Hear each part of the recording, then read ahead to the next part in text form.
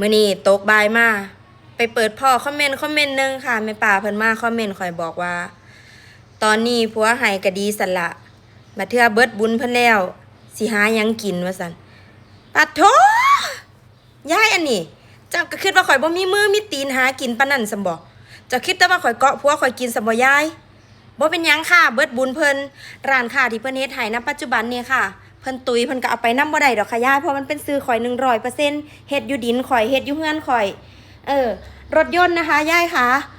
นี่ก็เป็นซื้อข่อย 100%ค่ะมอไซค์คันนี้ก็ซื้อข่อย 100%ค่ะหนี้สินที่ผัวใส่ให้ตอนนี้ข่อยบ่มีหนี้สินจักบาทค่ะยายคันข่อยสิปึกปานนั้นคันข่อยสิบ่มีปัญญาหาสู่กินเจ้าของกินปานนั้นน่ะข่อยก็พดข่อยผูกข้อตุยอยู่พุ่นล่ะข่อยสิบอกให้ถึงข่อยสิเบิดบุญผัวข่อยนำบ่ข่อยก็มีอยู่มีกินเพราะว่าหยังข่อยบ่มีหนี้สินเพราะบาทผัวข่อยใส่หนี้ข่อยบ่สุบาทละยายอันที่เราเฮ็ดให้คู่มือนี่ก็ซื้อข่อยเบิดสุบาทยายบ่ต้องห่วงนะคะบ่ต้องห่วงตะกี้ข่อยบ่มีผัวข่อยก็ดำรงชีวิตมาได้30 ปีค่ะโย